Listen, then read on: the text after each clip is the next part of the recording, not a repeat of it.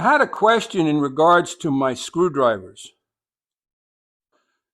Now, the interesting thing about these screwdrivers is while they look like they're round, they're actually oval. So it makes getting a grip pretty good. Now, I don't know who made these. It just says Sheffield, England.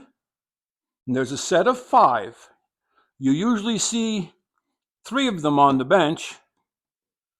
The largest, the next smallest, the medium, and I usually have these 2 small ones in a box.